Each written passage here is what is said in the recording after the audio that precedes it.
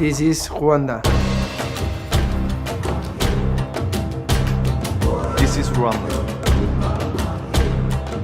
This is Rwanda. C'est ça, de Rwanda. Ladies and gentlemen, welcome to Rwanda Television. It's been now a year and a half since Rwanda, through RDB, or the Rwanda Development Board, signed a deal with the North London club, Arsenal Football Club, and so much has been said about this deal. And today, RDB is pleased to announce another deal with another club. But is this new deal still in London or elsewhere in Europe or elsewhere in the world? There is no one else to tell this in clear words rather than Claire Kamanzi, who is the CEO of the Rwanda Development Board. Claire, welcome on Rwanda TV. Thank you. We are just pleased to welcome you here. And Claire, it's been now a year and a half, I was saying. Today, we are just hearing here and there rumors something great is coming from RDB, a new deal. Can you tell us a little bit about this new deal that is on the table? So the Rwanda Development Board is very pleased to announce a new partnership between Visit Rwanda brand and a new football club in our partnership called PSG in France. This is a partnership that is going to involve advertising Visit Rwanda brand within the stadium of Parc des Princes in Paris, but also in addition to that, a lot of partnerships in the industries that we're going to be elaborating. But it's a new partnership with a very vibrant and young football club that we're very pleased to be part of. Now, with the previous deal with Arsenal, we could see the Visit Rwanda brand on the Arsenal Football Club shirts, on the sleeves. What about this new deal with the PSG? Maybe the difference between the two in clear words. So for PSG, you will see Visit Rwanda advertised at the stadium. You'll see Visit Rwanda all over the stadium. You will see Visit Rwanda on the training kits of the players. You'll also see Visit Rwanda on the jerseys of the women's shirts. So that is the partnership we have. But apart from those branding opportunities, including the backdrop for interviews, after a game, you will see Visit Rwanda there as well. You will not see Visit Rwanda on the sleeve during the matches, but you'll see a lot more of this brand elsewhere. But what I find really exciting about PSG, in addition to advertising within the stadium and also the different platforms, whether it's social media, among others, is that we're actually going to be using this platform not just to promote football or tourism. It's actually a platform through which we're going to be promoting the different industries of Rwanda. We have plans to showcase our culture, to showcase our creative industry, our artists, our fashion designers. We are going to partner with PSG to promote all of this using their different platforms. You all know PSG is a very big brand. They're very big on lifestyle, on culture, on music, entertainment. And so we're going to be tapping into that lifestyle big brand of theirs to bring Rwanda along. So basically, industries of Rwanda, whether you're a business person in fashion, whether you're a business person in coffee and tea, which is also really important because from the next season, we're going to exclusively supply Rwanda's coffee and tea at the stadium, which is really going to promote our exports of tea and tourism. So it's beyond advertising around the stadium or beyond tourism. It's really promoting Rwanda's creative industry and other agricultural industries like coffee and tea to the world. Yeah, of course, previously you have explained the reasons of signing a deal with Arsenal. Now, one would ask, why Paris Saint-Germain today, not another club? I think that PSG shares a lot of values with Rwanda. If you look at this club, it's quite young, but a very vibrant, upcoming a European club, fastest growing, one of the most popular today. It's very big on appealing to the young population, which is really what Rwanda invests in as well. It also has a very clear strategy to appeal and to pursue excellence. So from being an appealing football club to young people, but also a lifestyle brand, very much with what we're trying to promote. So we chose PSG because we saw that it's growing, it's dynamic, it's vibrant, it's an excellent football club, and partnering with Rwanda is a really big platform for us. Speaking of PSG, you mean Paris, and you mean France. As a country, we all know that the relations between the two countries, have been bumpy over the years. Now, one would say, is this also a sign of maybe harmonization of the relations between the two countries? Well, today, Rwanda and France enjoy warm and cordial relations. That's very clear. And today, we have many French investors looking at investing in Rwanda. I think one clear example is Group Borelli, that is into logistics, but also more recently, they are investing in a Kigali cultural village in Revero. And that's one example of the French business people that are coming and interested in Rwanda. So we have a good and warm relationship with France. But I must say that the decision to invest in PSG was really very much based on what the club had to offer, the values the club carried, and whether those values we shared them. And I can say that on that front, we were very pleased about picking PSG as a partner. Yeah, speaking of PSG as well, we know that one of the biggest investors with this club, we have Qatar as a country. The country has invested a lot of money in the club, and we all know the warm relations between Rwanda and Qatar. Today, the two countries are enjoying warm relations. Now, one would say, does that have something to do with the deal with the PSG, knowing the club is owned by Qatar? Well, again, between Rwanda and Qatar, we also enjoy very warm and friendly bilateral relations, and we've have very good different aspects we're working on together with Qatar. But again, PSG as a club on its own was appealing, and so we were able to look at the club, look at what they do, look at their potential, look at their outlook, look at their global appeal, and all of those just check the boxes for us, which is why we chose to partner with PSG. When you signed the deal with Arsenal, again, it was more of boosting the tourism industry in Rwanda, but this time it's beyond tourism. It's more of other sectors. Now, speaking of the tourism industry, 1 year and a half, what are some of the benefits, tangible benefits from the deal with Arsenal? Okay, so first of all, it's just a year and a half since we signed with Arsenal. Sure. And so it's that period that we've been able to see the impact in two different aspects. One is awareness, brand awareness. Today, Visit Rwanda is a very well-known brand. And it is very clear that the partnership with Arsenal is what elevated that brand, that people today make their own products and they want to put Visit Rwanda. It's become a brand that people are very happy to associate with, whether they're Rwandans or non-Rwandans. So that part of brand awareness, extremely successful. And I think you can also see that from the attention that the world had on Visit Rwanda when we started with Arsenal. Today you have all the key media houses, whether it's Financial Times, whether it's New York Times, CNN, and British newspapers, all writing about how Rwanda is such a good place to come and visit. But I believe that this partnership played a big role in bringing Visit Rwanda to the minds of the people who write about travel, but also those who travel. Again, if you look at the social media outreach that we had, we're able to access millions and millions of viewers just by being a partner with Arsenal.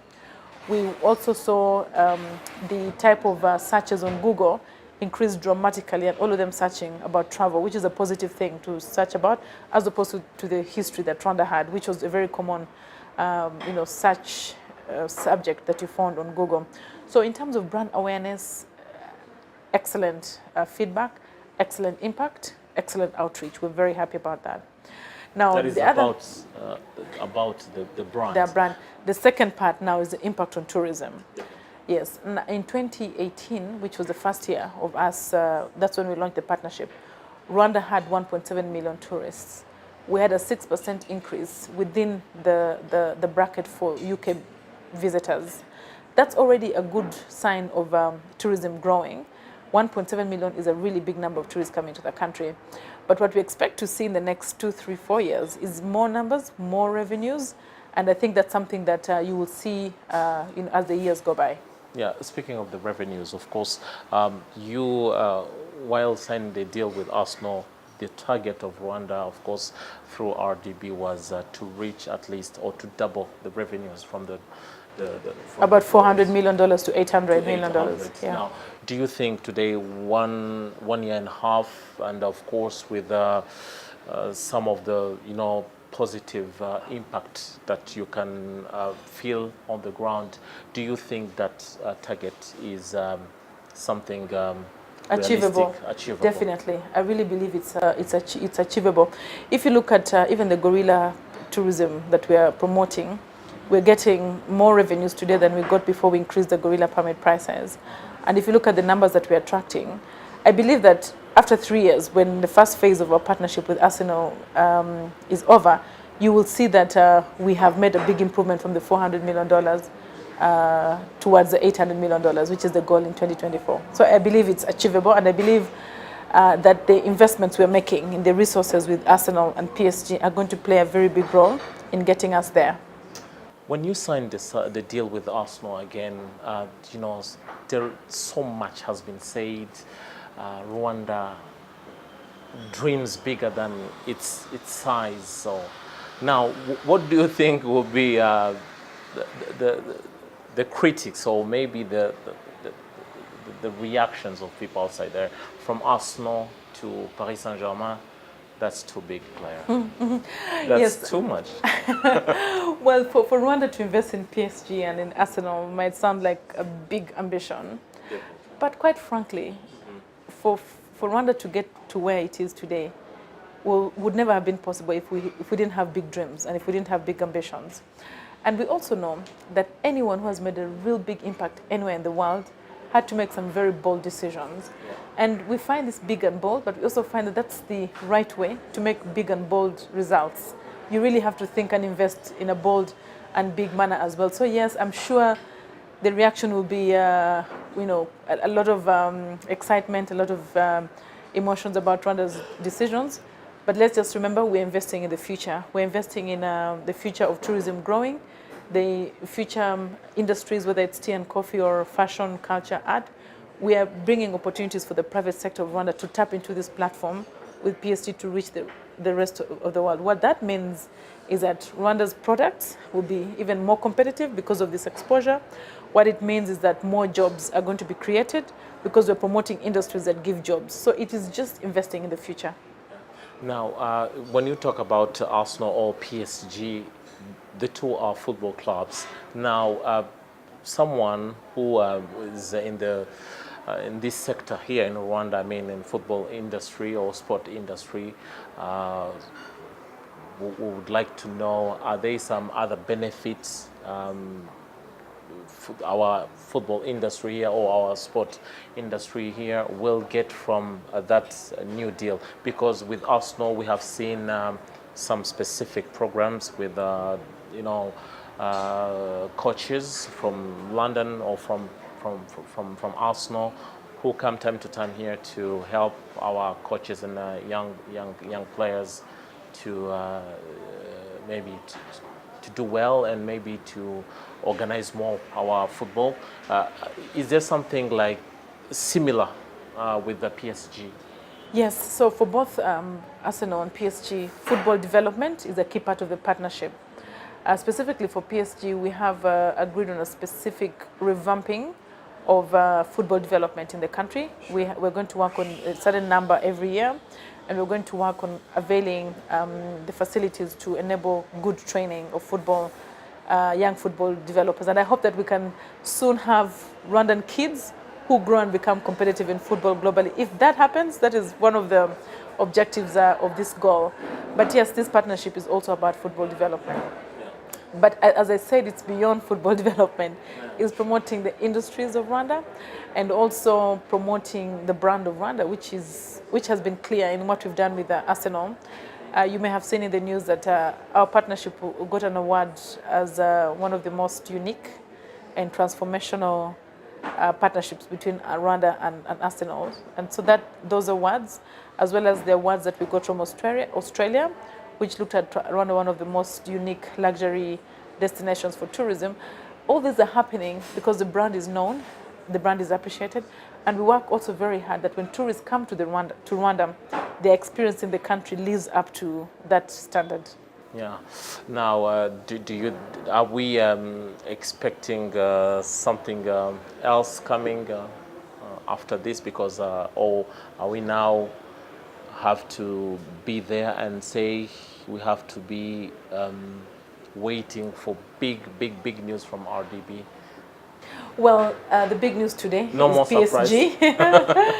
The big news today is PSG, but we'll continue to do tourism promotion like we've been doing, trade fairs all over the world. We wonder, after Arsenal, after PSG, what next now? There was also EWTP selling tourism on Chinese Alibaba platform. That was also big.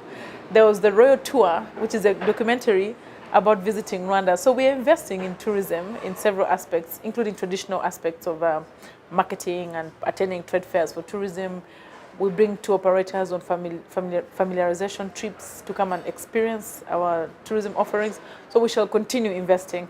But today's news is PSG. Now, you know, for ordinary citizens, whenever they hear big things like this one, how do they have to understand in easy words and easy way the benefits from everything that we are talking about here? How do we sense the benefits on the ground? So first of all, what are we trying to do as a country for our people and as a government? Yeah. We're improving the lives of our people. That is the key thing. To improve the lives of our people, we need to find them decent jobs, number one. Number two, we need to make them productive in making products that are of value to the market. That will make them earn better incomes. So that is really what we're trying to do as a country. This partnership brings Rwandan products to a global level by accessing bigger markets, accessing hopefully bigger partnerships in different sectors, so that when they come to the country, not only do those platforms buy products from Rwanda and be able to give a sustained pipeline of jobs to the people that are producing the products, but also when they come to the country to visit, they need jobs, people in different aspects of tourism, whether it's transport or hotels. So we're actually investing in the ability to sustain job creation for Rwandans and productivity of our economy. Yeah, and what about the private sector now? Every day you are raising the bar very high for them. Are they ready to follow Our private sector has come a long way. Today, there are many products made in Rwanda that you'd never have imagined 5 years or 10 years ago. Whether it's fashion, you know, if you look at some of the brands we have, House of Tayo, Sonia Mugabo, Haute Basso, Motions, these are brands that have evolved just the last 5 years, and they're very competitive. These are very good quality products. And so I believe that they're ready to compete globally and to take advantage of these platforms.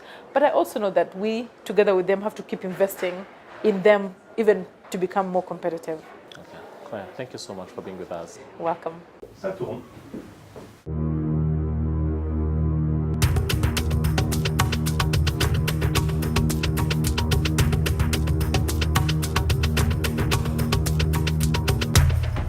This is Rwanda. This is Rwanda. This is Rwanda. C'est ça, les Rwanda.